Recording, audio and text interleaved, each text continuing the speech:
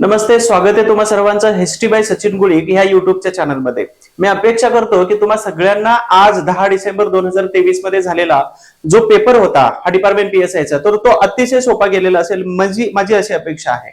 त्याचबरोबर तुम्ही जे आतापर्यंत जो पेपर सोडवलेला आहे तर आता टेन्शन घ्यायचं नाही, फक्त आपली उत्तरं चेक करायचे आहे। आणि हे जे अतिसंभाव्य उत्तर आहेत बघा, लक्षात ठेवा की आयोग कधी कधी काय करतं की या आपल्या कक्षेच्या बाहेर खूप लांबपर्यंत जातं। उदाहरणार्थ लंडन हेरॉल्ड न्यूज पेपरचा प्रश्न आला असेल तर अशा प्रकारचे काही क्वेश्चन्स असतात ते आउट ऑफ बॉक्स जाण्याची शक्यता असते। त्याच्यामुळे आता टेन्शन न घेता उत्तर जे आहेत हे उत्तर आपल्याला चेक करत बसायचंय। त्यानंतर दुसरं सर्वात महत्त्वाचं काम आहे की आयोगाचे आन्सर की हे काही दिवसानंतर किंवा काही महिन्यानंतर येत असते आणि तोपर्यंत आपल्याला आपल्यावरती संयम आणि पेशन्स ठेवायचे असतात। तर या सर्वात महत्त्वाच्या या युट्यूबच्या लेक्चरमध्ये तुम्हा सर्वांचं स्वागत करतोय। आणि इतिहास या विषयाचे प्रश्न हे कोणते प्रश्न आणि त्या प्रश्नांची उत्तरं कोणकोणती आहेत आणि एक्झॅक्ट उत्तर कोणतं आहे आणि अतिसंभाव्य उत्तर कोणतं आहे तर हे दोन्ही प्रकार आपण इथं सांगणार आहोत। सर्वात महत्त्वाची दुसरी गोष्ट आहे की आतापर्यंत मी तुमच्या सोबत होतो, मी फक्त सल्लेच देत नव्हतो तर सोबतही होतो। आणि महत्त्वाची गोष्ट काय आहे की तुम्हाला मी जो प्रयत्न केला होता तर ह्या प्रयत्नामधून इतिहास नक्कीच सोपा झाला। किती प्रश्न आले आणि किती प्रश्न आलेले नाहीत तर हे मी तुम्हाला सांगणार नाही। 100% तुम्हाला फायदा झालाय एवढं मात्र नक्की आहे आणि मी तुम्हाला तेवढं आश्वासन करणार आहे। आता सर्वात महत्त्वाचं की या हक्काचे टोपी आणि स्टार जे आहेत तर या हक्काचे मानकरी तुम्ही झालात सगळेजण, म्हणून आपल्याला इथं काय करायचे प्रश्न आपल्याला आणि त्याचे उत्तर बघायचे। तर ब्रिटिशांच्या काळात अनौद्योगिकरणाचे कोणते परिणाम भारतावरती झालेले होते तर शेतीवरचा भार कमी झाला नाही। तर सर्वात महत्त्वाचं ऑलरेडी मी तुम्हाला सांगितलं होतं की महसूल म्हणजेच काय होतं तर महसुलामुळे ब्रिटिश सरकारने आपल्यावरती अन्यायाला सुरुवात केली, म्हणजे पहिला कंटेंट रिजेक्ट झाला। स्वावलंबी जे अर्थव्यवस्था होती ती उद्ध्वस्त झाली, हे बरोबर आहे। त्यानंतर औद्योगिक केंद्राचा अस्त झाला, हे पण बरोबर आहे। आणि भारताच्या आर्थिक राष्ट्रवादाला चालना मिळालेली होती। तर आर्थिक राष्ट्रवादाला म्हणजेच काय तर राष्ट्रवाद म्हणजे आर्थिक जी संपत्ती आहे ती इंग्लंडकडे चालली तर त्याला चालना मिळाली होती आणि हे भारतीय लोकांना समजू लागलं होतं की आपल्यामधून संपत्ती तिकडे चाललेली आहे तर याला मिळाले। म्हणजेच या प्रश्नाचं उत्तर काय येतं तर अतिसंभाव्य प्रश्नामध्ये हा 4 नंबरचा पर्याय आहे। परंतु अजून एक आहे की आयोगाला जर वाटलं की भारतावरती परिणाम कोणते झाले तर भारतावरती परिणाम फक्त इथं बी आणि सी हे दोन सुद्धा देऊ शकतं। त्याच्यामुळे या प्रश्नाचं उत्तर आयोगाकडून बी किंवा सी येऊ शकतं। परंतु माझ्या मते बी सी आणि डी हे तिन्ही जे ऑप्शन आहेत म्हणजे 4 नंबरचा पर्याय योग्य आहे। तर या पर्यायासोबत मी जाणार आहे। यानंतर पुढील महत्त्वाचा प्रश्न आहे 1919 च्या कायद्यामध्ये खालीलपैकी कोणत्या तरतुदी होत्या। आता ह्या तरतुदी लास्ट मोमेंट कोणीतरी मला मेसेज करतं की ह्या तरतुदी पाठवा आणि याच्यावरती प्रश्न आलेला आहे, ठीक आहे। तर भारत मंत्र्याचं वेतन भारतीय तिजोरीतून तर हे 1893च्या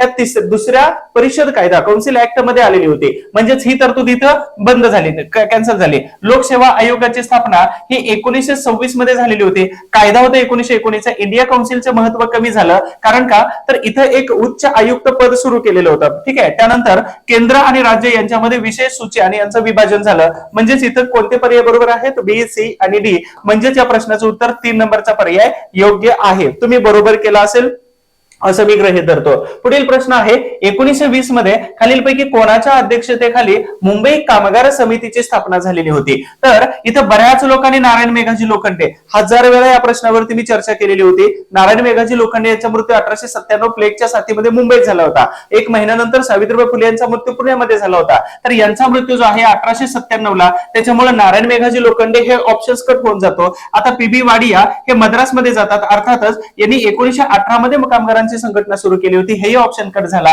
तर एका उत्तरामध्ये 1923 मध्ये ज्यांचा मृत्यू झाला असे नारायण गणेश चंदावरकर होते न्यायमूर्ती, तर त्या उत्तरामध्ये काय दिलेले नारायण गणेश चंदावरकर। परंतु दुसरा एखादा संदर्भ जर मी पाहिला तर त्याच्यामध्ये इथं 16 वर्षाचे असताना एस एम जोशी यांनी मुंबई गिरणी कामगार किंवा मुंबई कामगार समितीची स्थापना केली होती। तर या उत्तराबद्दल माझी शंका आहे, परंतु मी नारायण गणेश चंदावरकर यांच्यासोबत जाणार आहे। समजा आयोगाला जर वाटलं की 16व्या वर्षी तर हे सुद्धा देऊ शकतं, त्याच्यामुळे या प्रश्नाबद्दल मात्र मी होल्ड हा ठेवायला सांगेल किंवा आयोगाच्या उत्तरापर्यंत आपल्याला वाट बघायची आहे। त्यानंतर पुढील प्रश्न आहे 1 नोव्हेंबर 1858 गट क ला अनेक वेळा प्रश्न विचारलेला आहे। तर गव्हर्नर जनरल लॉर्ड कॅनिंग यांनाच काय म्हटलं जातं तर पहिला व्हाईसरॉय होते हे, ठीक आहे। आणि या व्हाईसरॉयने राणीचा जाहीरनामा बनवला होता डर्बी यांनी। राणी कोण होत्या विक्टोरिया, ऑलरेडी सगळं सांगितलेलं होतं। कोणत्या ठिकाणावरून वाचून दाखवला होता तर इलाहाबाद या ठिकाणावरून वाचून दाखवला होता या तारखेला, कधी 1 नोव्हेंबर 1858 याला भारत शासन कायदा असं म्हणतात, प्रशासकीय मशिनरीमध्ये सुधारणा करण्याचा कायदा. त्यानंतर सर्वात महत्वाचं इथलं ऑप्शन्स आपल्याला मॅटर करत नाहीत. त्यानंतर लंडन डेली हेरॉल्ड हा बघा किती आउट ऑफ बॉक्स क्वेश्चन विचारलेला आहे. आता वडाळ्याचं म्हटलेलं आहे. अजून एक ठिकाणी येतं बघा मुंबईमध्ये धारासना या ठिकाणी महात्मा गांधीजींना अटक झाल्यानंतर धारासना या ठिकाणावरून सत्याग्रह सुरू झाला होता. 1930 सविनय कायदेभंगाची चळवळ आहे. तर वडाळ्याच्या मिठागरामध्ये हा कंबाईन पूर्व परीक्षेमध्ये प्रश्न विचारलेला होता. वडाळ्याचा मिठाच्या सत्याग्रहावरती परत इथं प्रश्न दुसऱ्या त्याच टाइप मध्ये आलेला होता. तर हा 2023च्या परीक्षेला विचारलेला प्रश्न आहे. सत्याग्रही समवेत उभे राहून कोणी निरीक्षणे लंडनला पाठवली होती, हे पत्रकार आपल्याला शोधायचे आहेत. लक्षात ठेवा पत्रकार. आणि मी संदर्भ वापरला तर त्या संदर्भामध्ये वेब मिलर हे अमेरिकन पत्रकार आणि त्याचबरोबर वॉर करस्पॉन्डन्स म्हणून ते काम करत होते आणि हे तिथं उभे होते आणि यांनी हा डेली वृत्तांत तिकडं कुठं तर लंडन डेली या हेरॉल्ड या वर्तमानपत्राला पाठवलं, त्या पत्रकाला पाठवलं होता. ठीक आहे, तर हा उत्तर याचं एक आहे. मी याच्यासोबत जाईल. त्यानंतर पुढील प्रश्न आहे,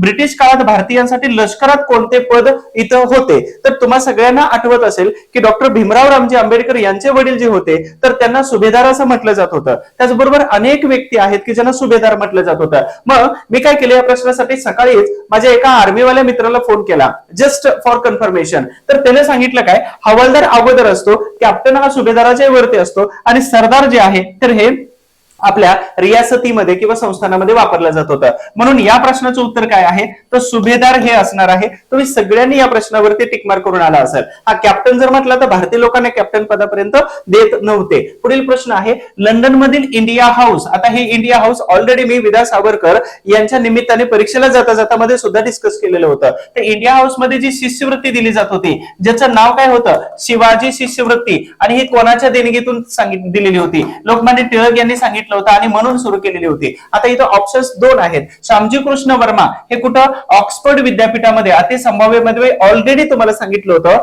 की हे एकमेव बॅरिस्टरचा विषय शिकवणारे संस्कृत तर ऑक्सफर्ड विद्यापीठामधले एकमेव व्यक्ती होते जे गुजरात मधून होते. तर यांनी 1905 मध्ये इंडिया हाऊस सुरू केलं 10 पर्यंत. सावरकर तिथे गेले होते आणि सावरकरांना ही शिवाजी शिष्यवृत्ती मिळाली होती. आता काय सांगितलंय, कोणाच्या देणगीतून म्हटलेलं आहे तर देत होते कोण, श्यामजी कृष्ण वर्मा. परंतु देणगी कोण देत होते तर सरदार इथं रेवाभाई राणा, म्हणजे त्यांना हे देणगीदार होते. अर्थातच आयोगाचे जे उत्तर आहे तर सरदार सिंग रेवाभाई राणा हे आयोगाचं उत्तर अपेक्षित आहे. समजा आता आझाद हिंद फौजेची स्थापना याच्यावरती अनेक वेळा आयोगाने गडबड केलेली.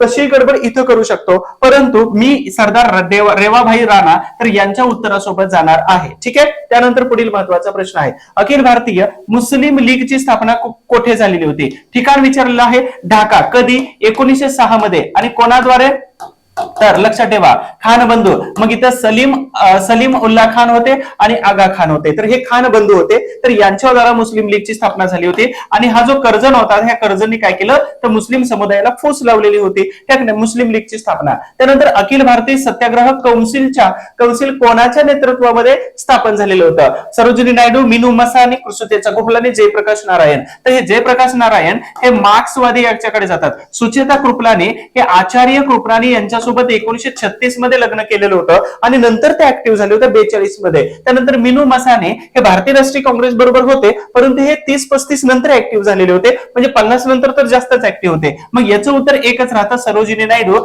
ज्यांनी 1906 पासून साधारणतः 1963 पर्यंत ह्या ऍक्टिव्हली काम करत होत्या, म्हणजे सरोजिनी नायडू. मग तुम्हाला सगळ्यांना माहित असेल 1930 चा सत्याग्रह, 1920 चा सहकार चळवळ असेल तर या सगळ्यामध्ये, आणि 1942 ची छोडो भारत आंदोलन, सगळ्यामध्ये सरोजिनी नायडू या महत्वाच्या व्यक्ती होत्या. दुसरी गोष्ट 1925 च्या कानपूर अधिवेशनाच्या अध्यक्ष पहिल्या महिला भारतीय कोण तर सरोजिनी नायडू. म्हणून मी सरोजिनी नायडू या उत्तरासोबत जाणार आहे. पुढील महत्वाचा प्रश्न आहे, 1879 च्या the Deccan agriculture relief act द्वारे शेतकऱ्यांची स्थिती सुधारण्यासाठी तरतुदींची शिफारस करण्यात आली. म्हणजे कोणत्या तरतुदी? सिंचन आयोग, हा सिंचन आयोग इथं येत नाही, तो नंतरची तरतूद आहे, त्याच्यामुळे हा कॅन्सल झाला. तगाईची सोय म्हणजेच काय तर शेतकऱ्यांना कर्ज देत होते. ठीक आहे. त्यानंतर शेतकरी बँका सुरू करण्यात आल्या. आता शेतकरी बँका का सुरू करण्यात आल्या तर सावकारांकडून खूप सारं कर्ज घेत होते लोक आणि सावकारांकडून कर्ज घेतल्यामुळं तो सावकार यांच्यावरती अन्याय करायचा, म्हणूनच शेतकरी बँका शेतकऱ्यांच्या जमिनी सावकारांकडे सहजासहजी हस्तांतरित होणार नाही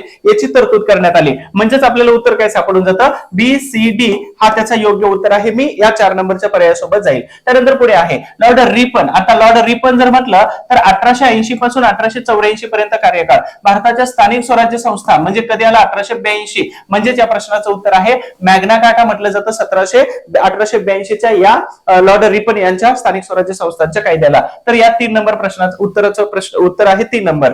विष्णुबुवा ब्रह्मचारी. विष्णुबुवा ब्रह्मचारी यांचं नाव आहे गोखले, ठीक आहे, मूळ नाव. परंतु हे ब्रह्मचारी स्वतःला का म्हणत होते, तर यांनी लग्न केलं नाही म्हणून आयुष्यभर ब्रह्मचारी म्हणत होते. तर हे वैदिक धर्मावरील टीकेला उत्तर देत होते. म्हणजे वैदिक धर्मावर टीका करायची ख्रिस्ती वर्तमानपत्र किंवा तिथले धर्मोपदेशक, आणि यांना चोख उत्तर देण्यासाठी त्यांनी वर्तमान दीपिका नावाचं वर्तमानपत्र इथं सुरू केलेलं दिसून येतं आपल्याला. त्या प्रश्नाचं उत्तर 1 नंबरचा पर्याय आहे. त्यानंतर आर्य बांधव समाज. इथं मात्र खूपच गडबड बऱ्याच लोकांची झालेली आहे. तर इथं बऱ्याच लोकांनी सिद्धनाथ काणे केलेलं आहे. तर हे यवतमाळच्या संघटनेचे आहेत, यवतमाळच्या संघटनेचे. बरं, ही संघटना कुठे स्थापन झाली होती, तर 2 ठिकाणी आहे, वर्धा आणि नागपूर, ठीक आहे, वर्धा आणि नागपूर. तर हे शामराव देशपांडे आहे. तर शामराव देशपांडेच्या ऐवजी मला गंगाधर देशपांडे नाव दिसलं, आणि हे कुठं तर बेळगावच्या गुप्त संघटनेचे महत्वाचे व्यक्ती होते. श्रीधर खेर जे आहे तर हे नाव कुठं सापडलेलं नाही. दुसरे राहिले व्यंकटेश खानखोजे. तर यांचे जे सुपुत्र होते, यांचे सुपुत्र कोण होते,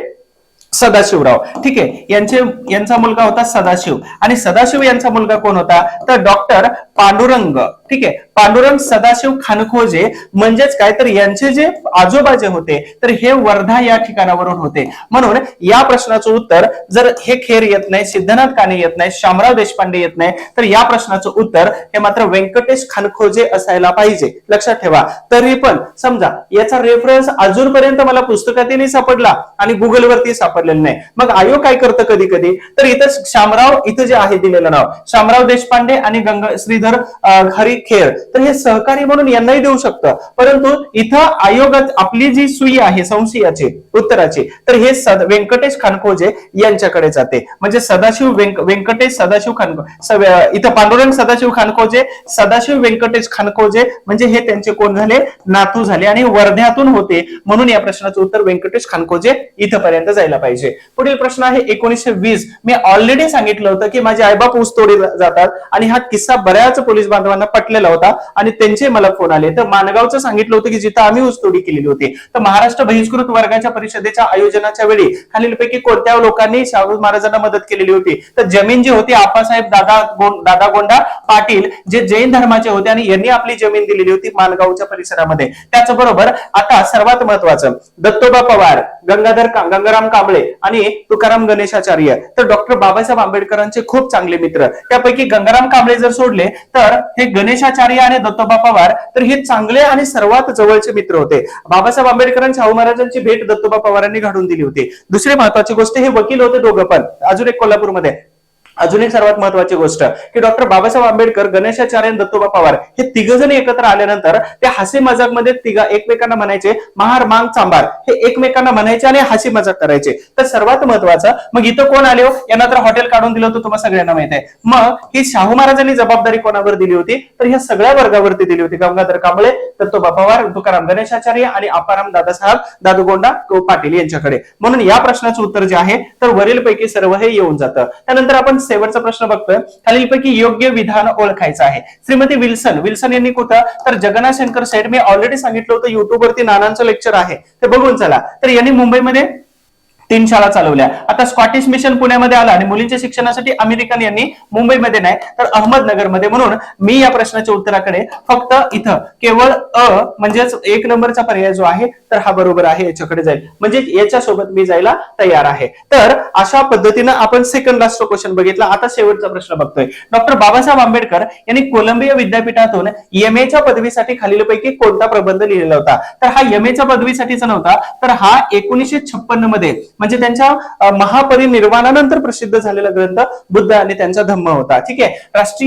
भारताच्या राष्ट्रीय नफ्याचा वाटा हा नाही येते. भारतीय रुपयाचा प्रश्न हा डीएससी साठी 1923 मध्ये, आणि हा भारतातील प्राचीन भारतातील व्यापार जो आहे तर हा MA च्या पदवीसाठी आंबेडकरांनी लिहिलेला थेसिस होता किंवा पदवीसाठीचा प्रबंध होता. तर या प्रश्नाचं उत्तर जातं कोणतं? प्राचीन भारतातील व्यापार. अशा पद्धतीने इतिहासामध्ये टोटल 16 प्रश्न विचारलेले होते. आणि एक गोष्ट लक्षात ठेवा की आतापर्यंत 2008 पासून 2021 पर्यंत आयोगाने जो ट्रेंड ठेवलेला होता हा टोटली ट्रेंड बदललेला आहे. आणि या परीक्षेमध्ये असं दिसून आलं की आयोगाने अगोदरचा ट्रेंड नाही घेतला, तर थोडंसं आउट ऑफ बॉक्सही गेलेला आहे आयोग. आणि त्याच्यामुळे तुम्ही सगळ्यांनी इथून पुढच्या परीक्षा ज्या असतील, मग मुख्य परीक्षेला जाणारे आणि परत पूर्व देणारे, ते सगळ्यांनी अलर्ट राहिलं पाहिजे की थोडंसं आवाका आपला वाढवला पाहिजे. जशा पद्धतीने तुम्हाला मार्गदर्शन केलं जातं तशा पद्धतीने इतिहास अपेक्षितपणे सोपा गेलेला असावा अशी मी अपेक्षा करतो. त्याचबरोबर आता या विषयावरती चिंता नका करू की पेपर इथून पुढचा कसा येणार आहे, परंतु पेपर गेलेला आहे, आन्सर की टिक करा आणि विषय मिटवा आणि शांत बसा, म्हणजे बात खतम करायची त्या ठिकाणी. आय होप तुम्हाला पेपर चांगला गेला असेल मी अपेक्षा करतो. आणि ही जी उत्तर आहेत तर ही अति संभाव्य उत्तर आहेत, 100% असणारे सांगितलेले आहेत. परंतु आयोगाचा माइंडसेट ज्या पद्धतीने बदलत राहतो तर कधी कधी आयोग चुकीच्याला बरोबर, बरोबरच्याला चुकीचं देऊ शकतात. त्याच्यामुळे अति संभाव्य उत्तर मी इथे सांगण्याचा प्रयत्न केलेला आहे. अपेक्षा करतो तुम्हाला सगळ्यांना हा व्हिडिओ आवडला असेल. Thank you so much. धन्यवाद. आभारी आहे.